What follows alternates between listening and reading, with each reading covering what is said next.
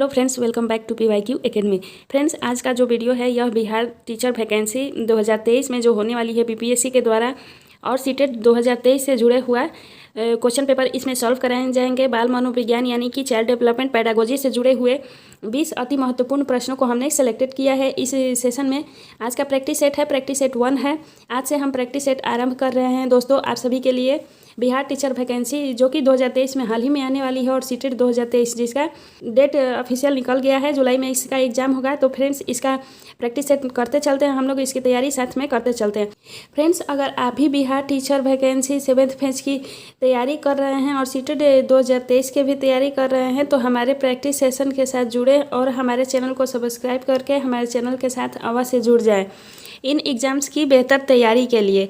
तो चलिए फ्रेंड्स, ज़्यादा देर न करते हुए हम लोग अपने क्वेश्चन पे आते हैं। आज के इस प्रैक्टिस सेट में पूरे 20 प्रश्न होंगे। इन 20 प्रश्नों में आपके कितने प्रश्न सही हो रहे हैं आप कमेंट सेक्शन में ज़रूर बताइएगा कमेंट करके। दोस्तों, आज का पहला क्वेश्चन है, प्रायः बालक चलना किस वर्ष में सीख लेता है? तो बालक चलना किस वर्ष में सीख लेता है? तो लगभग 1.5 वर्ष की अवस्था में बालक चलना प्रारंभ कर देता है, चलना सीख लेता है। दूसरा क्वेश्चन पे आते हैं। दूसरा क्वेश्चन है, शैक्षिक दृष्टि से बाल विकास की अवस्थाएं हैं।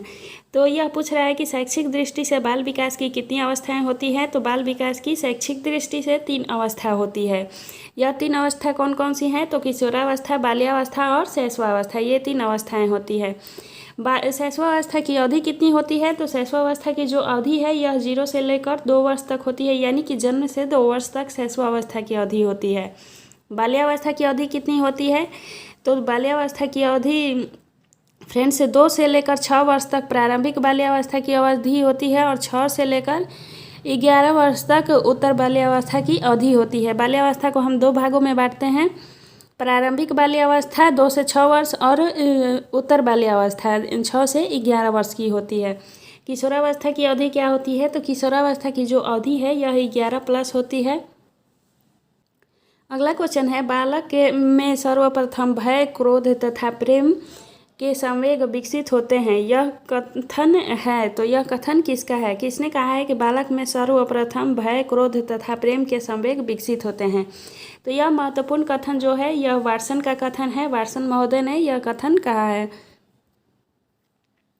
अगला क्वेश्चन देखते हैं। अगला क्वेश्चन है, प्रथम बाल निर्देशन केंद्र किसके द्वारा खोला गया? तो प्रथम बाल निर्देशन केंद्र खोला गया विलियम हिली के द्वारा।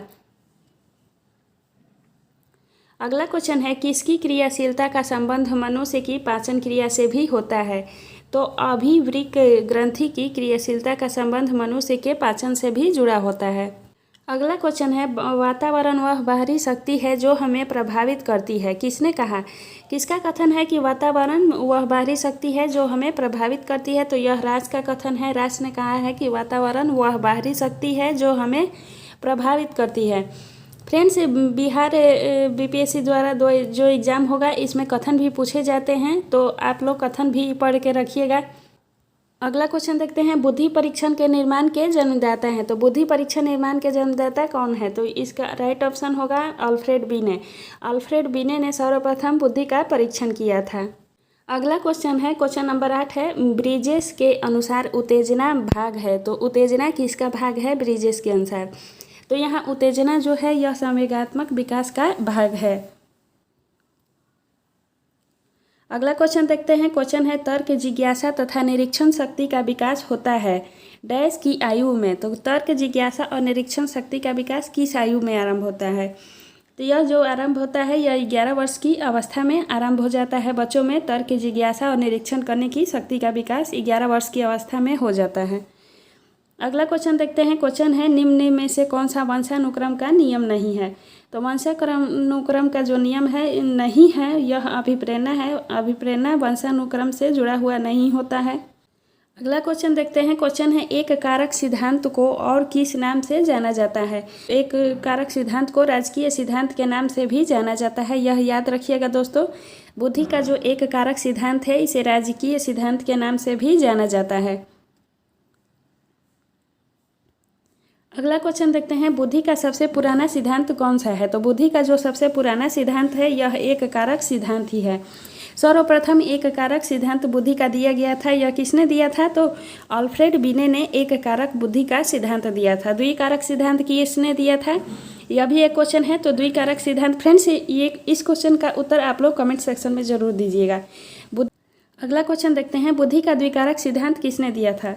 तो यहाँ बुद्धि का द्विकारक सिद्धांत जो है यह स्पीयरमैन ने दिया था। स्पीयरमैन ने बुद्धि का द्विकारक सिद्धांत दिया था। इसमें इन्होंने जनरल बुद्धि और स्पेसिफिक बुद्धि यानी कि सामान्य बुद्धि और विशिष्ट बुद्धि, इन्हीं दो भागों में बुद्धि को बांटा है। इसे हम द्विकारक सिद्धांत कहते हैं बुद्धि का। अगला क्वेश्चन है, स्पीयरमैन कहाँ के निवासी थे? तो स्पीयरमैन जो है यह फ्रांस के निवासी थे। अगला क्वेश्चन देखते हैं, स्पीयरमैन पहले किस विषय के प्रोफेसर थे? तो स्पीयरमैन जो है यह पहले सांख्यिकी विषय के प्रोफेसर थे, बाद में मनोविज्ञान के प्रोफेसर बने। अगला क्वेश्चन देखते हैं, स्पीयरमैन ने बुद्धि का संबंध किससे बताया है? तो स्पीयरमैन ने बुद्धि का संबंध जो है इसे चिंतन से बताया है। चिंतन से जोड़ा है बुद्धि को स्पीयरमैन ने। फ्रेंड्स, अगर आज का ये सेशन आप सभी को पसंद आ रहे होंगे तो हमारे चैनल को लाइक, शेयर एंड सब्सक्राइब भी करते चलें। अगला क्वेश्चन देखते हैं, बालकों के भाषाई विकास के क्रम क्या हैं? तो बालकों के भाषाई विकास के क्या क्रम हैं? तो बालकों के भाषाई विकास के निम्नलिखित क्रम है। पहला है रोना यानी कि रुदन या क्रंदन। सबसे पहले बालक रोदना आरंभ करते हैं, फिर बबलाना और हाव भाव। ये तीनों जो हैं बाल विकास के भाषाई विकास के क्रम हैं। इन्हीं क्रम से बालक में भाषा का विकास आरंभ होता है। अगला क्वेश्चन देखते हैं, बालक किस उम्र में वाक्यों द्वारा अपनी बात को कह पाता है? तो बालक 5 वर्ष की उम्र में वाक्यों द्वारा अपनी बात को कह पाता है। अगला क्वेश्चन है, बालक सबसे पहले क्या बोलता है? तो बालक जो है सबसे पहले व्यंजन बोलता है। वह सबसे पहले माँ शब्द बोलता है, और माँ जो है यह व्यंजन शब्द है, इसलिए व्यंजन कहलाएगा। फ्रेंड्स, आज का लास्ट क्वेश्चन है, बालक सबसे पहले किसकी भाषा को पहचानता है? तो बालक सबसे पहले अपनी माँ की भाषा यानी कि माँ की आवाज़ को पहचानता है। इसे ही मातृभाषा कहा गया है। तो फ्रेंड्स, आज के इन 20 प्रश्नों में आपके कितने प्रश्न सही हुए कमेंट करके ज़रूर बताइएगा। और हमारा ये सेशन पसंद आएगा तो हमारे चैनल को लाइक, शेयर एंड सब्सक्राइब ज़रूर कीजिएगा। अपने दोस्तों में अधिक से अधिक इसे शेयर भी कीजिए। मिलते हैं नेक्स्ट वीडियो में नेक्स्ट टॉपिक के साथ। तब तक के लिए धन्यवाद दोस्तों।